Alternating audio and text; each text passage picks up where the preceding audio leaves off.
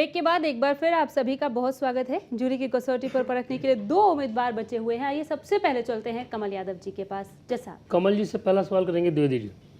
कमल जी, आज के समाज में जो इंटर कास्ट मैरिजेज होती हैं, क्या इनको समाज से इनको सरकार से कोई प्रोत्साहन की जरूरत है?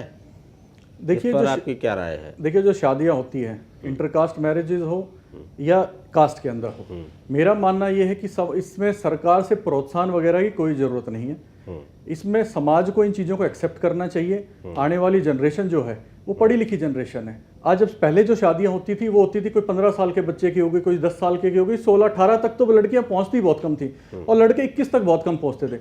आज जो शादियां होती हैं वो आपने देखा होगा लगभग 25 साल तो लड़के की उम्र हो जाती है और लड़की की उम्र मिनिमम 21 साल के आसपास हो जाती है। तो जो बच्चे हैं वो पढ़े लिखे बच्चे हैं और जब इतनी समझ उनके अंदर आ जाती है कि मेरे जीवन में आगे क्या अच्छा है क्या बुरा है, और वो अपना जीवन साथी चुनने के लिए बिल्कुल स्वतंत्र है। मेरा मानना यह है कि मुझे लगता है कि समाज को इसमें अपनी थोड़ी सी वाइडनेस बढ़ानी चाहिए और इसमें प्रोत्साहन वगैरह की मुझे नहीं लगता कि ऐसी कोई जरूरत है, क्योंकि जब वो आपसी रिश्ता बना रहे हैं तो इसमें प्रोत्साहन की क्या, उनको किसी से सर्टिफिकेट नहीं चाहिए, वो आपस में खुश रहें। कमल जी, जो सरकार अभी राशि देती है 50,000 रुपए की, तो अगर आप विधायक बने तो उसको बंद करने की बात करेंगे? बंद करने की बात नहीं है। मेरा मानना यह है कि उस प्रोत्साहन राशि को जो 50,000 रुपये देती है, मेरा मानना है तो बिल्कुल बंद कर देना चाहिए। उस राशि को हम जो नीडी है, गरीब कन्याओं की शादी, हम उसमें क्यों नहीं लगाएं, उस चीज में लगाएं उस राशि को। और बहुत से विकल्प है जो जहां पे हरियाणा के अंदर और हमारे समाज के अंदर जो जरूरतें हैं उनके अंदर उस पैसे को प्रयोग में करें। इस तरह के प्रोत्साहन राशि की मुझे नहीं लगता बिल्कुल कोई भी जरूरत है। इसमें तो आम आदमी को, आम समाज को अपना जो सोचने की जो बातें हैं उनको थोड़ा सा अलग से थोड़ा अपना दूसरा सवाल जाकर जी।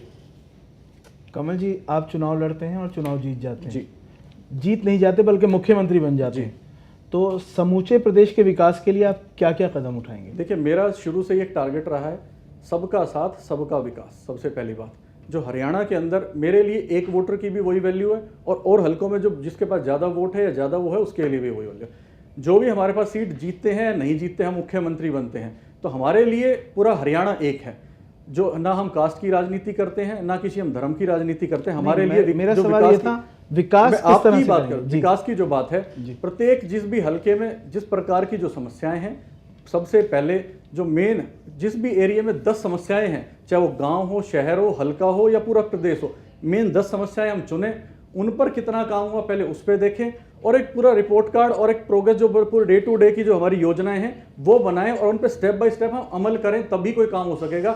ना कि एकदम सारी चीजें छेड़ दें। उद्घाटन करने में तो सब कमल जी, अगर आप मुख्यमंत्री बन जाते हैं तो अपनी कलम से पहला काम क्या करेंगे विकास के लिए? देखिए, हरियाणा के अंदर सबसे पहले आज़ादी से लेकर के आज तक सबसे पहले बिजली, पानी और सड़क और पीने के पानी की सबसे बड़ी समस्या है। जो मूलभूत आज वो है, सबसे पहले आदमी को अच्छी सड़कें चाहिए चलने के लिए, एजुकेशन चाहिए, लॉ एंड ऑर्डर बहुत बड़ी बात है। आप पहला कदम क्या करेंगे? पहला कदम लॉ एंड ऑर्डर का करेंगे। आज जो हरियाणा के अंदर सबसे बड़ी समस्या है वो लॉ एंड ऑर्डर की है।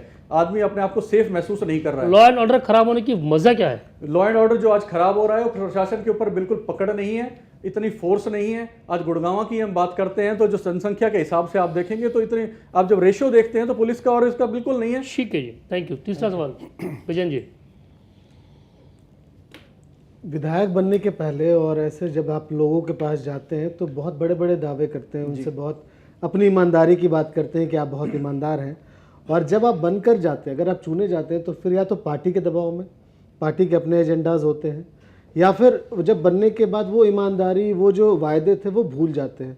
आपको इसके बारे में आपके क्या विचार है इसके बारे में? देखिए, मैं पिछले लगभग 10 साल से बादशाहपुर विधानसभा के अंदर घूम रहा हूँ और हर प्रत्येक वर्ग के सामने मैं जाता हूँ। मैं कोई बड़ा वादा करके नहीं आता। नंबर 1, सिर्फ 2 बातें मैं उनके बीच में रखता हूँ, वो आज वो इस बात को दोहराता भी हूँ। मैं सबसे पहली बात करता हूँ कि मैं जो विधायक बनने के बाद और उससे पहले भी मैं करता हूँ, सबसे पहले मान सम्मान की बात है। मैं सबको ये कहता हूँ, विधायक बनने के बाद और उससे पहले भी सबसे पहले बढ़िया मान सम्मान करूँगा और जितना उचित कार्य मेरे से हो पाएगा, जितना ज़्यादा से ज़्यादा अच्छा काम हो सकेगा, मैं वो काम आप लोगों के बीच में करके दिखाऊंगा। मैं कोई वादे नहीं करता कि आज ही पेरिस बना दूंगा ये, लेकिन मेरी ऐसी सोच है कि मैं अच्छा काम समाज के अंदर करूंगा तो मुझे आगे अच्छे भविष्य में लोग एक्सेप्ट करेंगे और यही मेरा मूल वो है। कमल जी, अगर वायदा किसी ने किया और उसको पूरा नहीं किया तो जनता को क्या करना चाहिए? देखिए, जनता को 5 साल में दोबारा से चुनाव आते हैं। सबसे पहली जनता के पास मौका आता है कि उसको तुरंत बदल देना चाहिए और 5 साल भुगतने की भी जरूरत नहीं है। उसके अगेंस्ट बिल्कुल प्रोटेस्ट करे, और उसके जो हाईकमान है उससे उच्च लेवल पे उसको बिल्कुल तुरंत उसकी क्या शिकायत करे। जनता को वापस बुलाने का अधिकार होना चाहिए अपने प्रतिनिधि बिल्कुल होना चाहिए। अगर इस तरह का रूल और रेगुलेशन और बिल्कुल अमेंडमेंट करना चाहिए। अगर वो ठीक नहीं है तो बीच में मिड टर्म में भी आप इस जनता अगर उसके खिलाफ आती है बिल्कुल निकल करके और उसके विरोध होता अगर है। आप विधायक बन गए जी, और आपकी जनता ने कहा कि आपने जो वायदे किए पूरे नहीं किए, तो आप ये इंतजार करेंगे जनता वापस बुलाए, खुद छोड़ के चले जाएंगे? नहीं, बिल्कुल अगर जनता को बिल्कुल कसौटी पे खरा नहीं उतरा तो मैं दोबारा खुद ही चुनाव नहीं लड़ूंगा। दोबारा की बात नहीं कर रहा हूँ, मैं मिड टर्म की बात कर रहा हूँ। मिड टर्म के अंदर भी मैं बता रहा हूँ अपने मेरे अंदर विश्वास है। मैं आप लोगों को बताता हूँ अगर कि आपकी जितने जनता ने जो कहा कि काम आप- मेरे से ज्यादा होंगे मैक्सिमम जनता की कसौटी पे कमल खरा जी, मेरा उतरूंगा सवाल ये बिल्कुल। है, जी, अगर जनता ने, आपके क्षेत्र की जनता ने ये कहा 1 साल बाद कि जो वायदे आपने किए आप पूरे नहीं कर रहे हैं, उनके अपेक्षाओं पर खरा नहीं उतर रहे हैं, तो आप जनता के बुलाने का इंतजार करेंगे? खुद छोड़ सबसे के चले पहले जाएंगे? तो मैं आपके बात को आगे बढ़ाऊं, मैं कोशिश करूंगा ज्यादा से ज्यादा काम ठीक हो जाए और उसमें सुधार करेंगे। अगर जनता ने मांगा कि आप काम नहीं कर रहे हैं तो क्या करेंगे? जनता ने माना अगर काम नहीं करे तो हम निश्चित रूप से जनता के बीच में बैठेंगे। जो जनता सजा देगी उसको भुगतने के लिए तैयार है। छोड़ने को तैयार नहीं होंगे अपने से? बिल्कुल, मैंने कहा जो जनता सजा देगी हम उसको मैं तो भुगतने खुद के से लिए बात तैयार कर रहा हूँ, खुद से जी। क्या करेंगे आप? खुद से मैं बता रहा हूं, जनता के बीच में जाएंगे, जो चलिए। जनता कहेगी वो हम तैयार हैं। चौथा सवाल मलिक साहब कीजिए। कमल जी, जो अपनी कॉन्स्टिट्यूंसी है बादशाहपुर, ये प्रीडोमिनेंटली ट्रेडिंग और इंडस्ट्री का सेंटर है। इनकी क्या तो मेन प्रॉब्लम्स हैं और इनके निवारण के लिए आप क्या कदम उठाएंगे? देखिए, गुड़गांव पूरा ही मिलेनियम सिटी है, पहले भी मैंने कहा। और आज पूरे गुड़गांव के जितने पूरे देश के अंदर, विश्व के अंदर आप बड़ी बड़ी कंपनीज देख रहे होंगे, उसके मैक्सिमम ऑफिसेज या फैक्ट्री जो भी कंपनीज इंडस्ट्रीज लगी हुई हैं वो गुड़गांव के अंदर हैं। आज सबसे बड़ी आपने देखा भी होगा, यहाँ से गुड़गांव से पलायन हो रहा है उद्योगों का, उनको रोकना चाहिए। और मेन जो कंपनियों के जो दिक्कतें आ रही है, जो हमने अभी तक देखा है, सबसे पहले पावर सप्लाई की बात है। यहाँ पे जो समस्या आती है वो लेबर की आती है, आपस में जो झगड़े कराए जाते हैं उनकी जो समस्याएं आती है। और बहुत से ऐसी जो चीज़ें हैं जो हम एक एनवायरनमेंट जनता के बीच में, जनता यहाँ से जो सरकार है वो नहीं दे पा रही है इंडस्ट्रीज़ को, उन चीज़ों पर ध्यान देना चाहिए। और निश्चित रूप से अच्छे उद्योग और भी आने चाहिए और जो चल रहे हैं इनको सुचारू ढंग से चलाना भी चाहिए। Thank you. 4 सवाल कमल यादव से पूरे होते हैं। Thank you. और चलते हैं राजे यादव जी के पास। जूरी के सवालों का अब आप जवाब देंगे यादव जी। राजे जी से पहला सवाल करेंगे डॉक्टर जंगवाल।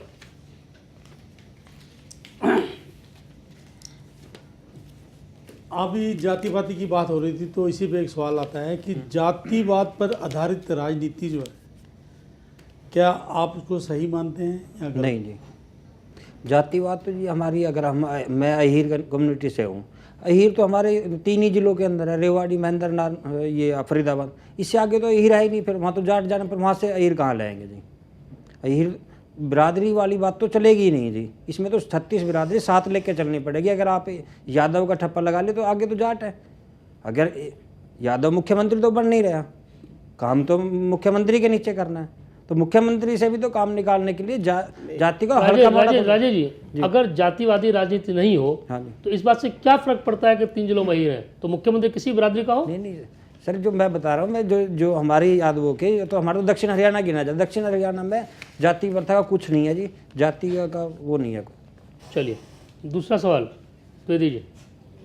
जिला परिषद और ब्लॉक समिति आपके हलके के विकास में कितना रोल अदा करती हैं? सर, ब्लॉक समिति करती तो है जी, रोल तो है, लेकिन उनको पावर नहीं है। अब जो क्या पावर नहीं है, क्या पावर और चाहिए? सर, उनको ना फंड की, उनको जो आज हमारे छोटी छोटी एक गली भी बनवानी है तो जिसका बजट 12 लाख चला जाता है, उसके लिए उसके ब्लॉक मेंबर के पास पावर नहीं है। वो कहता है कि ये जाएगा चंडीगढ़। अब चंडीगढ़ से फाइल आने में आपके 6 महीने लग गए जी। तो उनको है ना, जो इनको पावर है, पावर उनको देनी चाहिए जी। इन्होंने सरपंच को भी देनी चाहिए। कम से आपको कम ऐसा नहीं लगता कि बहुत ज़्यादा फंड की पावर मिल जाएगी तो उसका मिस यूटिलाइजेशन होगा गाँव में? सर क्या अब जो ऊपर से पावर है, क्या अब नहीं हो रहा है उसको? तो इनको पावर 50 लाख तक की तो इनको देनी चाहिए पावर। यहाँ जो ये पावर दे, जो उसको काम करे, उसके ऊपर एक कमेटी बैठा दे। तो क्या अगर जिला परिषद या फिर ब्लॉक समिति में उनको पावर दे दिया जाए तो एमएलए के पास से पावर थोड़ा कम कर दिया जाए? नहीं, एमएलए का तो अलग फंड है ना जी, उसका तो ब्लॉक एमएलए के पास फंड नहीं है। फंड नहीं है कोई हरियाणा में। आप चलो कोई बात नहीं, उस पे नहीं, उस सवाल शायद कहीं भटक गया, लेकिन आप इनका कहना ये है कि अगर जिला परिषद को या पंचायत को अधिक पावर दे दी तो एमएलए की अहमियत कम हो जाएगी। नहीं होगी। सवाल फंड की बात नहीं है। नहीं सर, एमएलए की अहमियत कम कहाँ होगी जी? एमएलए का काम है ना गांव की गलियां बनवाना नहीं है जी, उसकी बड़े बड़े कस्बों का काम करवाना है, जो फ्लाईओवर का काम है। ठीक है जी। तीसरा सवाल विजेंद्र जी आप कीजिए।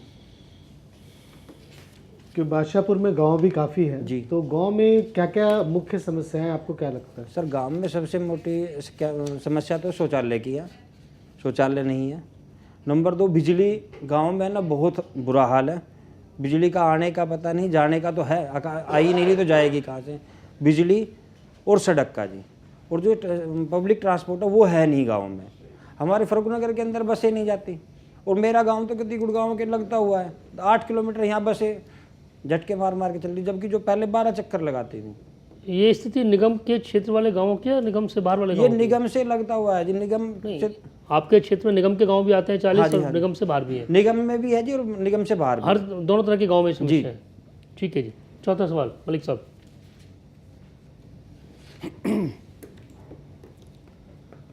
ये राजा जी आप ये बताएं कि जो ये महात्मा गांधी मनरेगा जो स्कीम है, इस क्या ये ज़मीनी स्तर पर अपने लक्ष्य जो है ना प्राप्त करने में सफल रही है?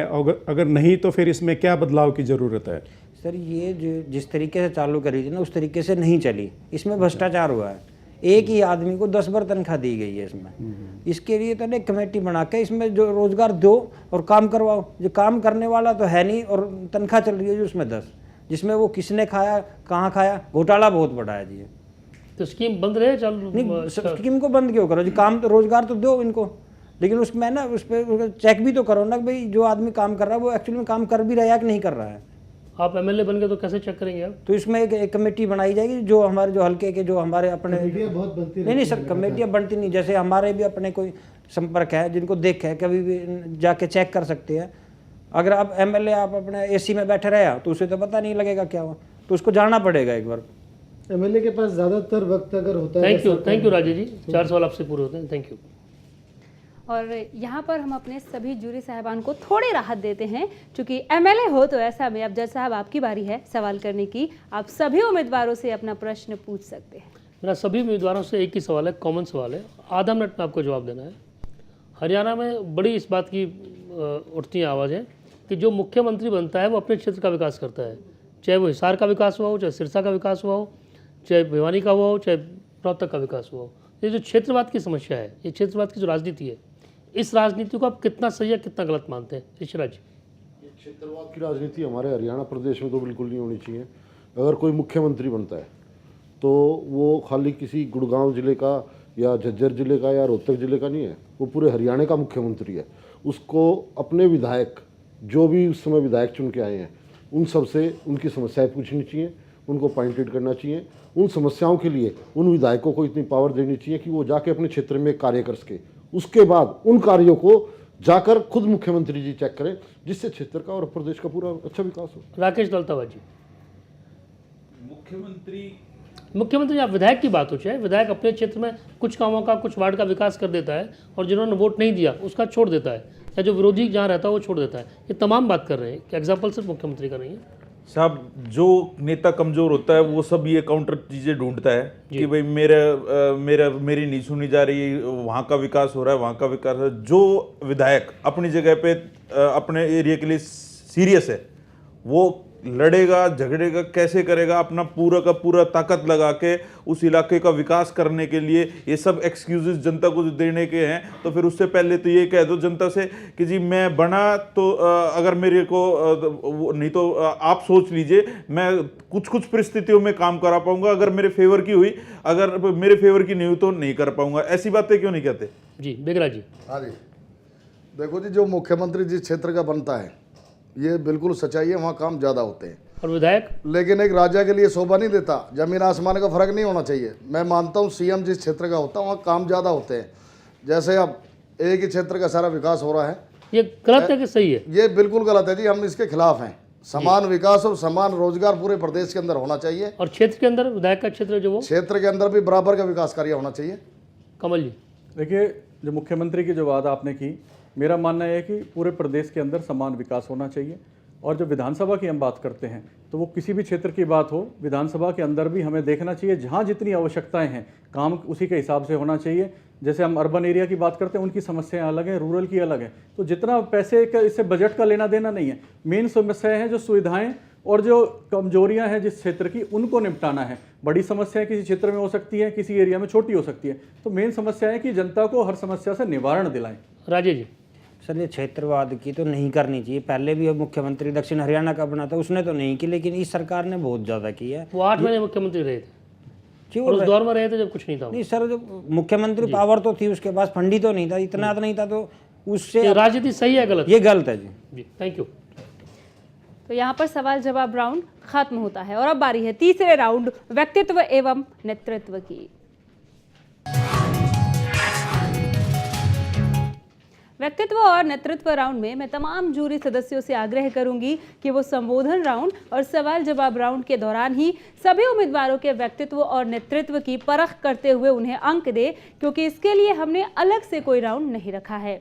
इसी के साथ बादशाहपुर हलके का जूरी राउंड अपने अंजाम तक पहुंचता है। जाहिर है अब सभी को इंतजार है ये जानने का कि आखिर बादशाहपुर हलके से खबरें अभी तक ने किसे चुना है, एमएलए हो तो ऐसा। लेकिन ये बताने से पहले ले रहे हैं एक बहुत ही छोटा सा ब्रेक, फौरन लौटेंगे।